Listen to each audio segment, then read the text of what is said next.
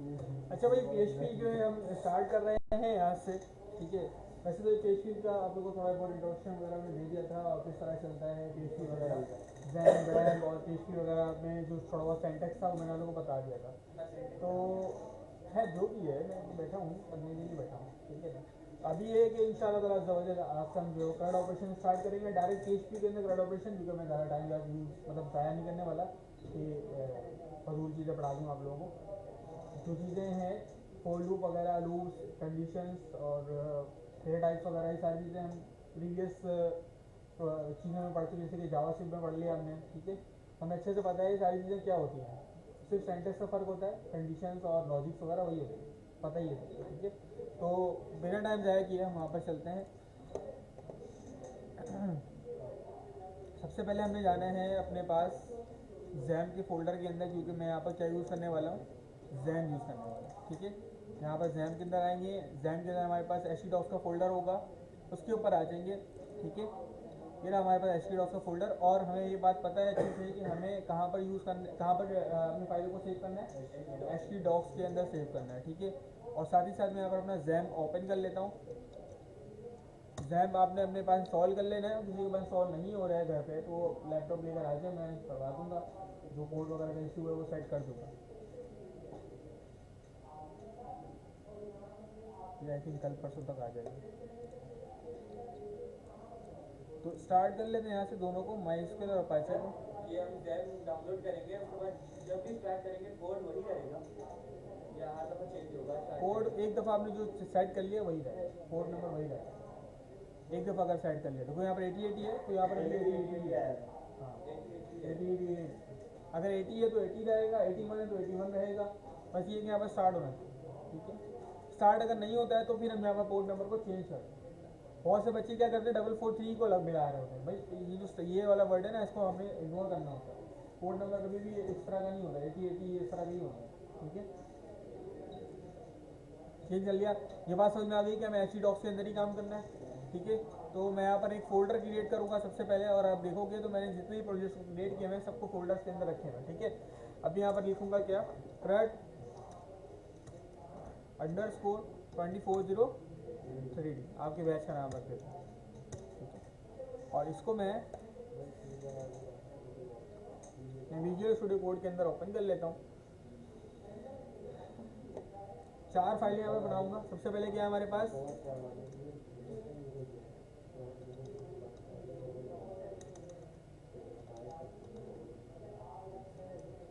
PHP update यानी edit.php, delete.php, और कुछ रहता है इंडेक्स डॉट, इसको आप रीड ही बोल सकते हो, इसको आप क्रिएट बोल सकते हो, ठीक है।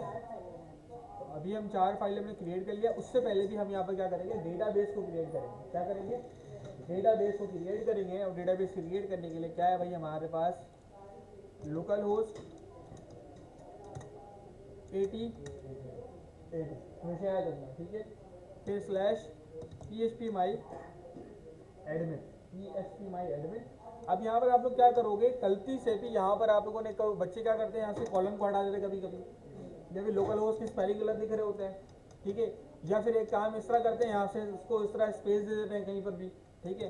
क्या यहाँ पर स्पेस दे देंगे, तो इस तरह के काम आपने नहीं करना है। लोकल होस्ट 8080/phpmy,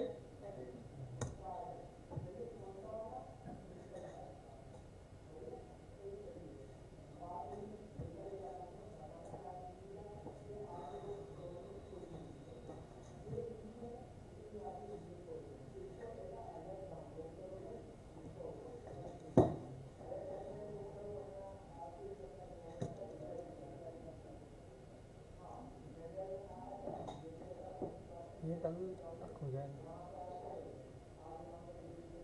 तो देखो हमारे पास क्या आ गया, MySQL आ गया हमारे पास, ठीक है। अब MySQL SQL में भी आप लोगों ने देखा डेटाबेसेस वगैरह होते हैं, इसी तरीके से साइड में होते हैं। यहाँ पर भी साइड के अंदर देखोगे आप डेटाबेस वगैरह यहाँ पर है। अब यहाँ पर हमने क्यूरी लिखने की जरूरत नहीं, क्यूरी मैंने आप लोगों को बता दिया किस तरह करते हैं। अब यहाँ पर सीधा देखो किस तरह हम डेटाबेस बनाते हैं। न्यू पे आते हैं और यहाँ पे सबसे पहले इस डेटाबेस को करंट अंडरस्कोर डीबी के नाम से एक डेटाबेस बना हुआ है, तो मैं current underscore dB underscore 2409 sorry ठीक है, क्रिएट पे क्लिक करेंगे तो हमारे पास डेटाबेस का जो नाम है क्या है, करंट अंडरस्कोर, ये क्या बन गया, कहाँ बन गया, यहाँ क्यों बनाया,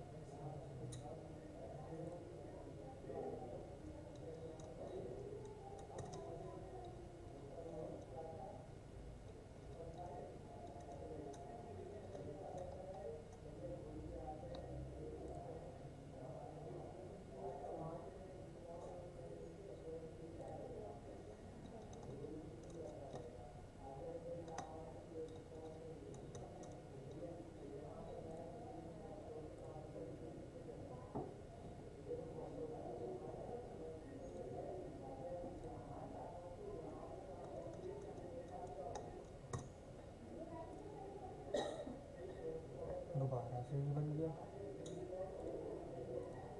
मसला क्या है इसको, ग्रुप क्यों बन जा रहा है बार बार, कुछ दूसरा नाम देता हूँ मैं। 2 को 0 0 2 पहले रखना है।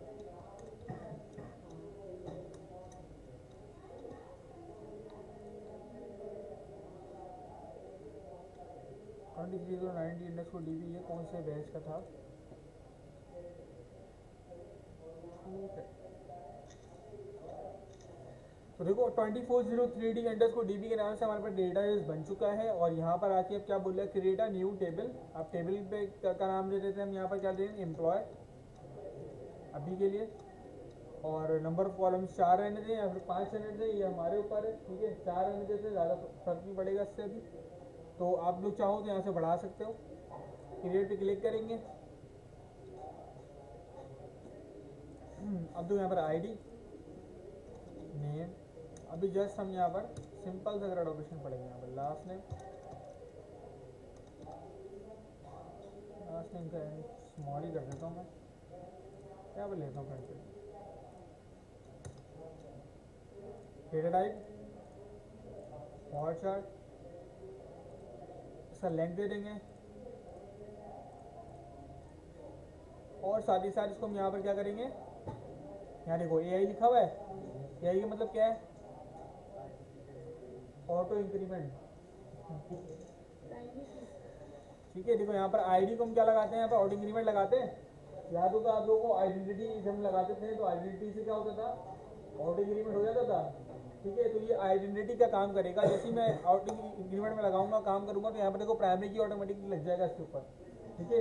तो इससे एक साथ दोनों काम हो गया हमारे पास। सेव पे क्लिक करेंगे, हमारे पास टेबल क्रिएट हो जाएगा, और इस पर आए थे यहाँ पर देखते हैं, ये देखो टेबल आ गया हमारे पास, ठीक है। यही काम अगर आप एसक्यूएल के अंदर करते हैं, क्यूरी लिख के, तो थोड़ा सा लंबा था काम, कहानी लंबी थी, लेकिन अब क्या है कि आपको समझ में आ रहा होगा कि किस तरह से और आराम से हमारे पास डेटाबेस क्रिएट हो रहा है यहाँ पर, और टेबल किस तरह बन रहा है, आ रही बात समझ में, डायरेक्टली समझ में नहीं आया होगा। अब यहाँ पर आ जाते हैं अपने कोड के अंदर, सबसे पहले इंडेक्स के अंदर काम कर लेते हैं। मैं $B4 करके एक बूटस्ट्रैप का स्निपेट यूज़ कर लूँगा यहाँ पर, और अभी मैं यहाँ पर क्या करूँगा, यहीं से इंसर्ट करता हूँ,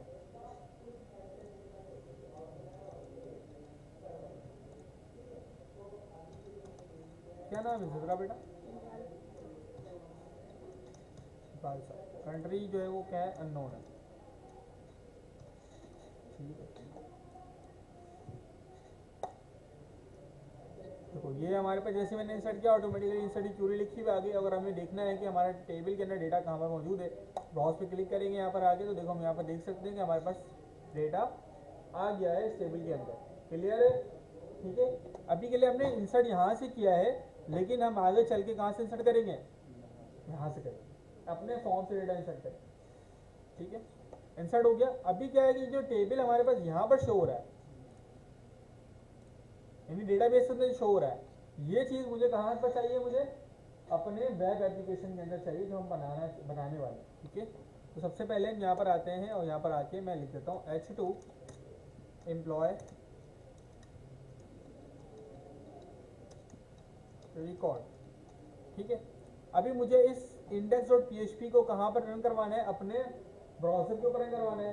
तो बचपन में आप लोग क्या करते थे, कॉपी पास्ट करके वहाँ पे जाके आगे पेस्ट कर देते थे, ऐसा ही है।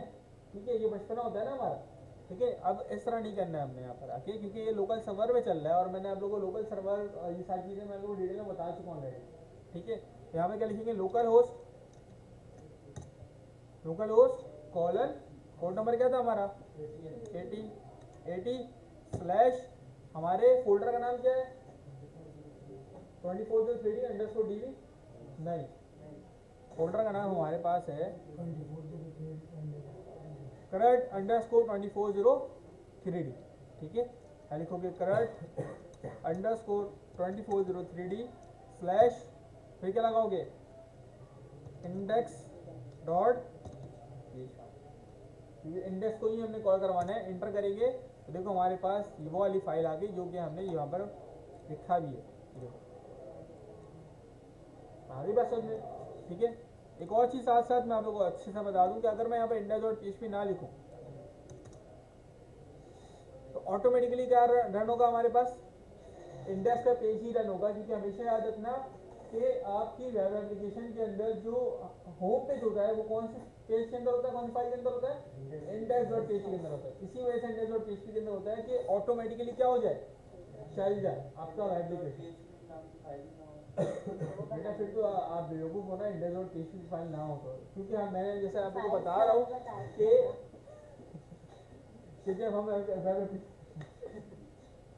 अभी बताया था कि जब हम वेब एप्लीकेशन क्रिएट करेंगे तो हमने एक फाइल का नाम index.php रखना ही रखना है आपने, कि बाय डिफॉल्ट जो है हमें पता होगा यही वाला जो फाइल है वो क्या होगा, रन होगा।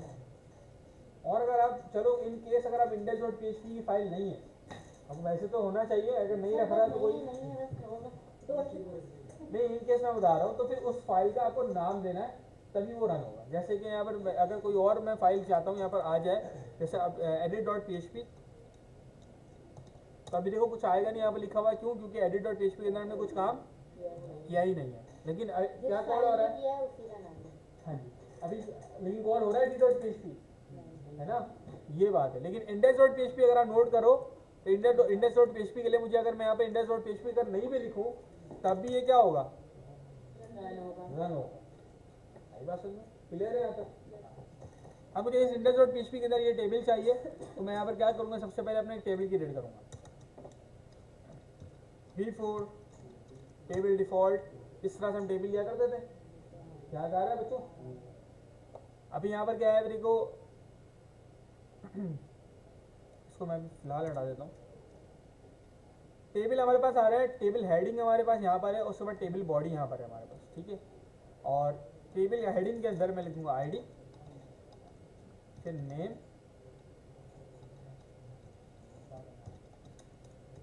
लास्ट नेम, और क्या है हमारे पास,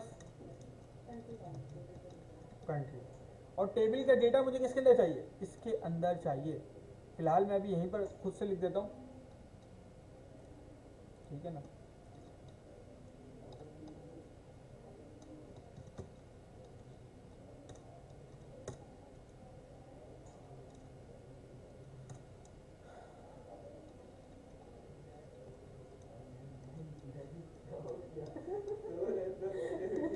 कौन सो रहा है, वो आज बेचारा किसकी है, वो बेटा मैंने ऑस्ट्रिया लिखा है, ऑस्ट्रिया भी एक मुल्क है।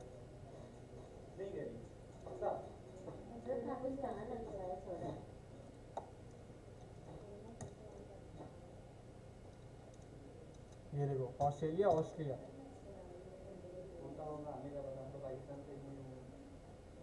मैं घूमा तो मैं अभी नहीं हूँ, लेकिन मेरे को पता है कितनी बातें कर रहा है भाई। ये देखो यूरोप के अंदर होता है, ये यूरोपियन ममालिक है। देखो कितना बेहतरीन ये देखो, ये खूबसूरत प्लेस है यार।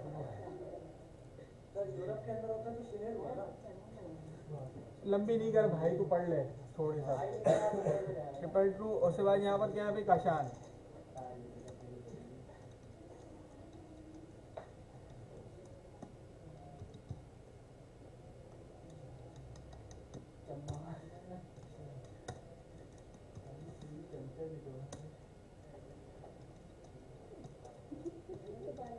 तेरा पता मेरे खाते में आ गया।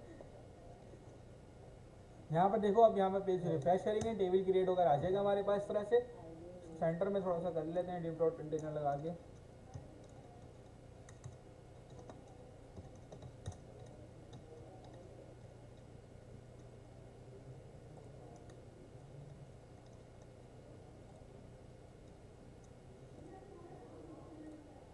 ठीक है, अच्छा ये चीज़ तो आप लोगों ने जो है वो मतलब बचपन में ही पढ़ लिया, तो इस तरह से हम काम करते हैं। ठीक है ना, अभी देखो अगर टेबल हेडिंग की बात करें तो टेबल हेडिंग एक ही मरतबा चलता है, आपको एक ही मरतबा रन होता है, लेकिन जो टेबल डेटा होता है उसके अंदर टेबल डेटा आना चाहिए। ठीक है, और अभी ये डेटा कहाँ से आएगा, डेटा बेस से आएगा, यहाँ से नहीं आएगा। अभी तो मैंने आपको इस तरह लिख के दिखाया है। अभी देखो डेटा बेस के डेटा कैसे लेकर आते हैं, यहाँ पर देखो सबसे पहले मैं यहाँ पर आगे PHP का टैग ओपन कर दूंगा, PHP के टैग क्लोज करूँगा। ठीक है, और सबसे पहले हमने यहाँ पर कनेक्टिविटी करवानी है, किससे, हमारे डेटाबेस से अपने इस प्रोजेक्ट को। कनेक्टिविटी करवाने के लिए क्या लिखूंगा मैं, $con is equal to $con क्या है भाई, एक वेरिएबल है, और मैंने लोगों को बता चुका था कि वेरिएबल किस तरह बनता है PHP के अंदर। डॉलर लगा दो, जस्ट बार कॉन्स्ट लेट ये सब लगाने की जरूरत नहीं है, कॉन लगा दिया। उसके बाद मैं यहाँ पे क्या लिखूंगा, MySQLi _ connect। ये हमारे पास एक बिल्ट इन फंक्शन है जो कि क्या करेगा, कनेक्टिविटी करवा के देगा। और यहाँ पर हम लिखते हैं MySQLi _ connect। अब ये फंक्शन है हमारे पास MySQLi _ connect। ठीक है, और ये हमारे पास कितने पैरामीटर लेता है, 4 पैरामीटर लेता है। ठीक है, सबसे पहले हम यहाँ पर लिखेंगे लोकल होस्ट, कॉमा, उसके बाद हमारे पास ये दूसरा पैरामीटर लेगा रूट, तीसरा पैरामीटर लेगा पासवर्ड, चौथा पैरामीटर लेगा आपके डेटाबेस का नाम। डेटाबेस का नाम क्या है हमारे पास, डेटाबेस का नाम ये रहा, क्या है भाई, 2403_DB। ठीक है, तो यहाँ पर आगे मैं बोल दूंगा 2403D_DB।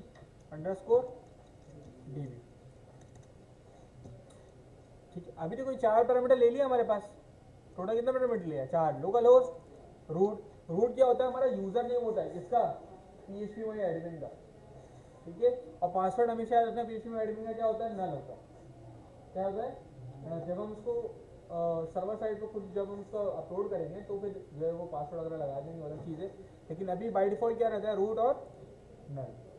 ठीक है, लोकल होस्ट, ठीक है, लोकल होस्ट पे चल रहा है, आ रही बात समझ सबको। ठीक है, और डेटाबेस का नाम क्या है, 2403D_DB।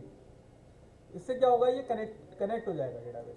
ठीक है, और यहाँ पर अगर कोई एरर आता है तो और डाई का फंक्शन लगा दो, और यहाँ पर बोल दो कि कनेक्टिविटी फेल। ठीक है, अगर यहाँ पर कोई एरर आया तो ये हमारा और डाई का फंक्शन चल जाएगा और हमें ये थ्रू कर देगा कनेक्टिविटी फेल। ठीक है, अब कनेक्टिविटी हमारे पास क्रिएट हो गई है। अब हमें डेटाबेस से डेटा चाहिए, उसके लिए यहाँ पर क्या करेंगे, $क्यूरी के नाम का एक वेरिएबल ले लेंगे, क्यूरी इज इक्वल टू, ठीक है, और यहाँ पे क्या बोलूँगा, सेलेक्ट स्टैटिक फ्रॉम, टेबल का नाम हमारे पास क्या था, एम्प्लॉय। ठीक है, मैंने बोला कि सारा एम्प्लॉय के अंदर जितना भी डेटा है उसको उठा के ले आओ, किसको दे दो, हमारे क्यूरी के वेरिएबल को दे दो। ठीक है, अब हम क्या करेंगे, यहाँ पर आगे मैं लिखूंगा MySQLi _ क्यूरी। ये क्या करेगा, इसके अंदर 2 पैरामीटर चाहिए होता है, query comma con, $query comma $con, और MySQLi क्यूरी क्या करेगा, इस क्यूरी को एग्जीक्यूट करेगा। ठीक है, जो हमने यहाँ पर क्यूरी लिखा है, अभी क्यूरी का मतलब का मकसद क्या होता था, जैसे हमने पढ़ा था MySQL के अंदर जब हम क्यूरी लिखते थे, सेट सेल फ्रॉम उसमें टेबल का नाम, तो ये क्या करता था, टेबल को क्या कराता था, फैच करा कर ले आता था ना, टेबल शो करवा देता था ना। ठीक है, तो ये अभी यहाँ पर यही काम करेगा कि अगर मुझे टेबल शो करवाना है तो उसके लिए मुझे क्या लिखना पड़ेगा, सेलेक्ट स्टैटिक फ्रॉम टेबल का नाम। ठीक है, यही है मुझे यहाँ पर टेबल के अंदर शो करवाना है, अभी डेटा शो करवाना है ना, जब भी मैंने वाली क्यूरी लिखी है। अब ये भी क्यूरी लिखा तो क्यूरी के अंदर ये एक वेरिएबल लिखा है मैंने क्यूरी नाम का, उसके अंदर आ गया ये सारी चीज़ें। ठीक है, उससे मैंने क्या बोला, इस क्यूरी को एग्जीक्यूट करने के लिए हमारे पास एक बिल्ट इन फंक्शन है, इसका नाम क्या है, MySQL _ क्यूरी।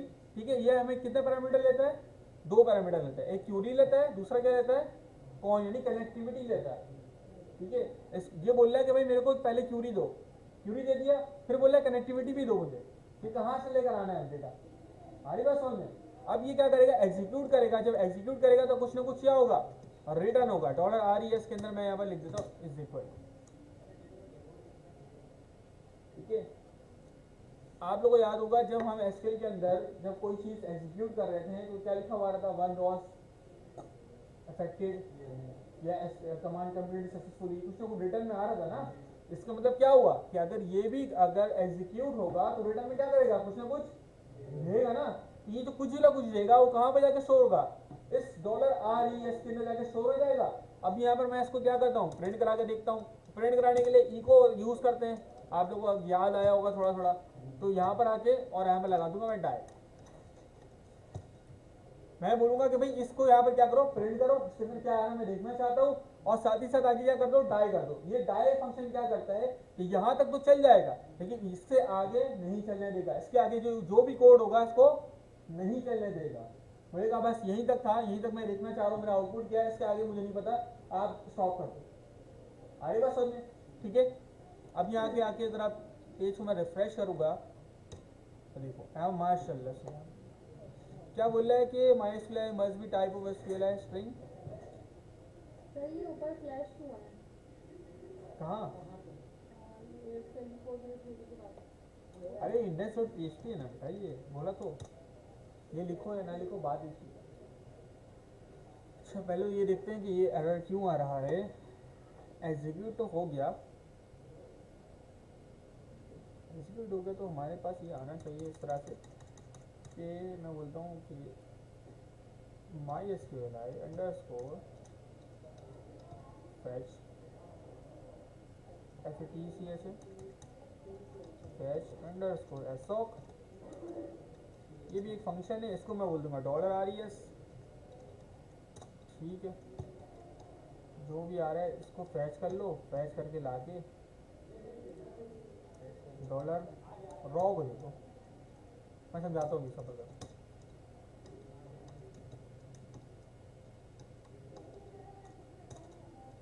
इसको इको करा लेते हैं।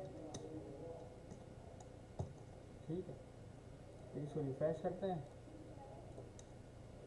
इससे वही आ रहा है क्यों भाई। Argument 1 MySQL must be type of MySQL, तो स्पेलिंग मिस्टेक तो नहीं है। एक मिनट, अच्छा यहाँ पर, हाँ जी ठीक है ठीक है ठीक है। यहाँ पर क्या करना है आपने, सबसे पहले क्यूरी कॉमा कौन लिखना है, क्या लिखना है, कौन कॉमा क्यूरी। अब यहाँ पर थोड़ा सा कंफ्यूजन हो जाता है, वो इसलिए कि अगर आप C# में यूज़ करो ना डेस्कटॉप एप्लीकेशन के अंदर, तो वहाँ पर पहले क्यूरी आता है उसके बाद कौन आता है। ठीक है, तो अब यहाँ पर क्या होगा, $RES के अंदर कुछ ना कुछ रिटर्न होगा। ठीक है, और मैं इसको क्या करूँगा, MySQL fetch की मदद से इसके अंदर जो भी आ रहा है उसको उठा के ले आऊँगा। ठीक है, MySQL fetch क्या करेगा, एक एसोसिएटिव डेटा यानी एसोसिएटिव एरे को क्या करेगा, ये फैच कर लेगा। फैच का मतलब क्या होता है, लेकर आना। ठीक है, तो $RES के अंदर जो भी डेटा होगा वो क्या करेगा, फैच कर लेगा, कौन सी फॉर्म में, एसोसिएटिव एरे की फॉर्म में। और एरे मैंने आपको पढ़ा चुका हूँ मैं अच्छे से। ठीक है, एरे क्या होता है, ये एरे कहाँ पर जाकर स्टोर होगा, इस रो के वेरिएबल के अंदर स्टोर होगा। और एरे को जो हम प्रिंट करवाते हैं वो किससे करवाते हैं, प्रिंट अंडरस्कोर आर से। ठीक है, ये देखो Ctrl+X Ctrl+V, यहाँ पर आके पेज को रिफ्रेश करेंगे तो देखो ये डेटा आ रहा है हमारे पास। ठीक है, और यहाँ पे क्या लिखा हुआ है, एरे आईडी बराबर है किसके, 1 के, नेम बराबर है किसके, सिद्रा के। लास्ट नेम के अंदर क्या लिखा हुआ है, इकबाल। कंट्री के अंदर क्या लिखा हुआ है, अननोन। यही है हमारे पास, आ रही बात समझ में। यानी कि डेटा बेस से डेटा उठाकर लेकर आ रहा है ये, सही है। यहाँ तक क्लियर है, ये बताओ पहले या दोबारा बताऊँ यहाँ पर, क्लियर है। MySQL fetch क्या कर रहा है, डेटा को एसोसिएटिव फॉर्म में, एसोसिएटिव एरे के फॉर्म में उठा के लेकर आ रहा है। अब एसोसिएटिव एरे क्या होता है हमारे पास, की वैल्यू पेयर। ये देखो ये हमारा की है, ये हमारे पास क्या है, वैल्यू है, ये की है, ये क्या है, वैल्यू है, की है, वैल्यू है।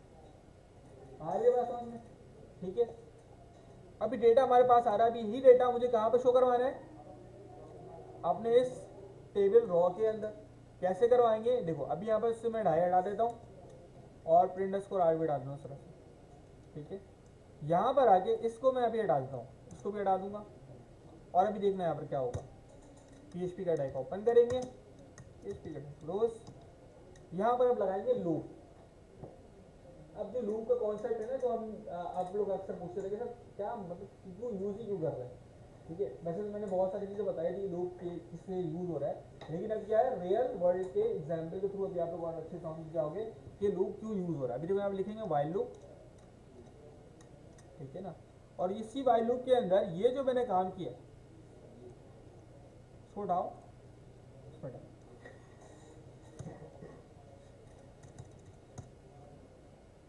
क्या होगा, वाइल लूप यहाँ पर कर्ली ब्रैकेट ओपन करो, और अब इस कर्ली ब्रैकेट को मुझे कहाँ पर क्लोज करना है, यहाँ पर। तो मैं इस तरह क्लोज नहीं कर सकता क्योंकि ये कर्ली ब्रैकेट किसका है, PHP का है। तो उसके लिए मुझे यहाँ पर दोबारा से क्या करना पड़ेगा, PHP का टैग खोलो, कर्ली ब्रैकेट रखो, और दोबारा से यहाँ पर क्या कर दो, क्लोज कर दो। आ रही बात समझ में? अब देखो वाइल लूप क्या करेगा, MySQL फाइल तो एक काम कर रहा था कि भाई डेटा उठा रहा है और लेकर आ जा रहा है, ठीक है। लेकिन वाइल लूप क्या करेगा, लेकर आओ, जितना भी डेटा है सब लेकर आओ, ठीक है ना। अभी एक मतलब MySQL फाइल स्टॉक चला, एक रॉ उठा के लेकर आएगा, लेकिन वाइल लूप क्या बोलेगा, रुको नहीं, अभी चलते रहो, दोबारा MySQL फाइल को दोबारा चलाएगा, बोलेगा एक और डेटा अगर पड़ा हुआ है तो वो भी लेकर आओ, ठीक है। अब यहाँ पर आके इसके अंदर मुझे डेटा चाहिए, TD के अंदर PHP का टैग ओपन करो, PHP का टैग क्लोज कर दो इस TD के अंदर, क्योंकि इस TD के अंदर मुझे क्या कराना है, प्रिंट करवाना है। मैं लिखूंगा इको $रॉ, क्योंकि $रॉ के वेरिएबल के पास ही सब कुछ है, और मुझे अभी सिंगल चीज चाहिए, तो मैं यहाँ पर क्या करूंगा, यहाँ पर लिख दूंगा ID, ठीक है। इसी तरीके से मुझे यहाँ पर भी चाहिए, यहाँ पर भी क्या करेंगे, इसी तरीके से PHP, ठीक है, और यहाँ पर भी क्या लिख देंगे, इको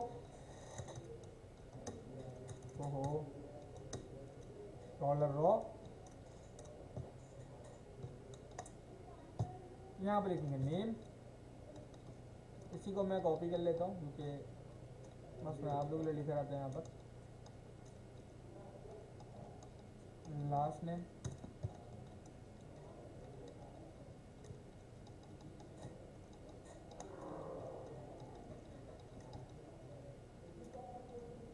उसके बाद क्या आएगा, फ्रंट, ऐसे ही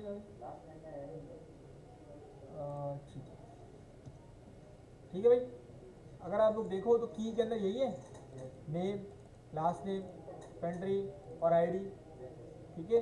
तो मैंने क्या किया, देखो एरे सबको उठा के लेकर आया था, मैंने क्या बोला कि आप इस तरह करो कि $रॉ के अंदर से ID उठा कर यहाँ पर प्रिंट कराओ, $रॉ के अंदर से यहाँ पर नेम को प्रिंट कराओ, यहाँ पर किसको प्रिंट कराओ, लास्ट नेम को, यहाँ पर किसको कराओ, कंट्री को। तो उसमें मैंने क्या किया, अलग अलग कर लिया मैंने, ठीक है। की को ही मैंने क्या कर दिया, इसको मैंने अलग अलग कर दिया, ठीक है। अब अगर मैं पेज को रिफ्रेश करूंगा, यहाँ पर आगे इसको मैं ऐसे ही रहने देता हूँ, यहाँ पर आके दूसरे टैग के अंदर इसको पेस्ट करता हूँ, एंटर करेंगे तो देखो डेटा आ गया हमारे पास। अभी यहाँ पर आके एक और डेटा इंसर्ट कर दो,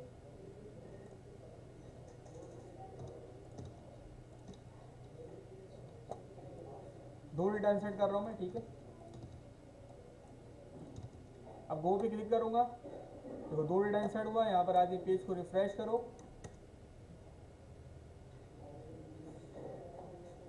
हरी बात समझ में, ठीक है।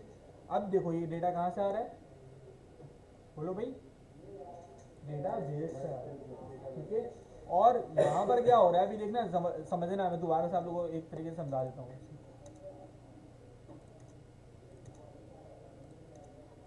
बहुत आसान है, आपने क्या किया, टेबल क्रिएट किया, टेबल बनाया पहले, लेकिन टेबल के अंदर कुछ रखा नहीं था, ठीक है। PHP का टैग मैंने ऊपर ओपन किया, सबसे पहले मैंने यहाँ पे क्या कराया, कनेक्टिविटी हो गई, ठीक है। उसके बाद मैंने यहाँ पे क्या लिखा, क्यूरी, कि क्यूरी स्लाइड सेलेक्ट फ्रॉम क्या करेगा, क्यूरी लेकर ही आएगा ना, शो करवाने के लिए होता है, ठीक है। तो यहाँ पर आके किसको दे देगा, क्यूरी के वेरिएबल को। फिर माई एसक्यूएल क्यूरी एक और फंक्शन है हमारे पास, बिल्डिंग फंक्शन है, ये क्या करता है, क्यूरी को एग्जीक्यूट करने के काम आता है। ठीक है, तो ये हमारे क्यूरी को क्या करेगा, एग्जीक्यूट करेगा, और उसके लिए हमें कौन कॉमा क्यूरी यानी दो पैरामीटर देना है, कनेक्टिविटी देना है, दूसरा क्या देना है, क्यूरी देना है। और ये जब एग्जीक्यूट होगा तो हमारे किसके वेरिएबल के अंदर आके स्टोर हो जाएगा, $RES यानी डॉलर रिजल्ट के नाम के अंदर आके स्टोर हो जाएगा। हमारी बात समझ में। फिर मैंने क्या किया था, ऊपर ही इसको मैंने कॉल करवाया था, ऊपर ही है ना, कि एक जो मेरा डेटा है उसी को मैंने लेकर आके दिखाया। ठीक है, अभी क्या हुआ, यहाँ पर आए इस टीआर के अंदर, मुझे टीआर के अंदर डेटा चाहिए था भाई, तो मैंने यहाँ पे क्या लगा दिया, वाइल लूप लगा दिया। अब देखो वाइल लूप लगाने से क्या हुआ कि MySQL as a sock data लेकर आएगा और किसको देगा, $रॉ के वेरिएबल को, और $रॉ के अंदर सभी आ जाएंगे, ऐसे ही है ना, आईडी नेम लास्ट नेम सभी आ जाएगा ना उसके बाद। तो मैंने क्या बोला, $रॉ में से आईडी को प्रिंट कराओ, $रॉ में से नेम को प्रिंट कराओ, $रॉ में से लास्ट नेम को, $रॉ में से कंट्री को। अब देखो यहाँ पर मैंने अगर मैं चाहता तो सिंपल भी करवा सकता था, वाइल लूप, यहाँ पर वाइल लूप लगाने की जरूरत नहीं पड़ती, लेकिन वाइल लूप क्यों लगाया गया, वाइल लूप इससे लगाया गया कि अभी तो यहाँ पर एक डेटा है, कल को अगर हमारे पास बहुत सारा डेटा होगा तो क्या होगा, किसी को दोबारा से क्या करता रहेगा, लाता रहेगा, यानी कि टीडी को दोबारा क्या करता रहेगा, चलाता रहेगा, एग्जीक्यूट करता रहेगा। और हम यहाँ पर बचपन में क्या करते थे, टीडी एक नहीं लेते थे, कितना सारा लेते थे नीचे तक, जितना रॉ चाहिए हम ले रहे होते थे नीचे। और मैंने आपको बताया था कि क्या जब आगे जाएंगे तो एक ही टीडी लेंगे और उसके अंदर ही सारा काम हो रहा होगा हमारा। ठीक है, इसी टीडी को ये वाइल लूप क्या कर रहा है, बार बार चला रहा है, रिपीट करता जा रहा है, और हर दफा एक नया डेटा आ रहा है। आई बात समझ। अभी यहाँ पर यहाँ तक रोकूं या इससे आगे चलूं? ये तो आपने MySQL में एंटर किया और वहाँ पे शो हो गया, जो हम अभी जावास्क्रिप्ट में सीख कर आए थे, जब क्लाइंट से हम डेटा ले रहे थे तो वो कहाँ आके सेव हो, लाइन से हम डेटा ले जैसे क्या कहते हैं वो आपने टेबल बनाया था कि आप कौन सा टेबल उसको चाहिए वो भी क्लाइंट बता रहा हो, कहाँ तक चाहिए वो भी बता रहा है, तो वो कहाँ वही जावास्क्रिप्ट में है ना, अच्छा तो वो कहाँ आके सेव होगा, अगर आप उसका खुद ही नाम क्या, मुझे तो समझ में नहीं आ रहा, बोल क्या रहे हो? क्लाइंट आके अपना नाम खुद एंटर करेगा तो आज से कहाँ होगा, डेटाबेस में? डेटाबेस के अंदर। हाँ, अब डेटाबेस से इंसर्ट कर रहे हैं तो अभी जो है ना कुछ भी हम लोकल वाला काम नहीं कर रहे, अभी जो है हमारा जो वेबसाइट बन रहा है वो डायनेमिक बन रहा है। डायनेमिक के लिए हमें डेटाबेस की जरूरत होती है। अब जितना भी डेटा हम सेव करवाएंगे वो कहाँ पर करवाएंगे, डेटाबेसिस के अंदर करवाएंगे। जावास्क्रिप्ट के अंदर क्या होता था, हम लोकली करवाते थे, ठीक है, लेकिन यहाँ पर लोकल की कोई चीज़ नहीं, डेटाबेस के अंदर होगा जो चीज़ होगा। एक और कोई क्वेश्चन किसी को? आप लोग बोलोगे तो इससे आगे भी चल लेंगे, इंसर्ट वगैरह, अपडेट वगैरह, डिलीट वगैरह भी हो जाएगा यहाँ पर। अच्छा, मजे की चीज़ ये यहाँ पर ये है, अगर एक थोड़ा सा और मैं आप लोग बता दूँ, यहाँ पर क्यूरी नाम का एक वेरिएबल बनाया ना, मैं इसको डायरेक्ट भी कर सकता हूँ। यहाँ पर आके इसको उठाओ, ठीक है, Ctrl+X,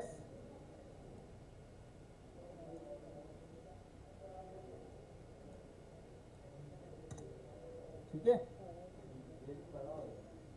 अरे बड़ा क्या, एक लाइन काम हो गया आपका कोड में, ऐसे भी कर सकते हैं और वैसे भी कर सकते हैं। यहाँ पर आओगे, पेज को रिफ्रेश करोगे तब भी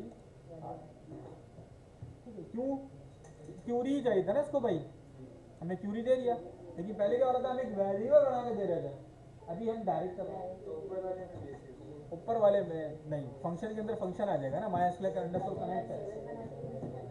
ठीक है, क्लियर है भाई?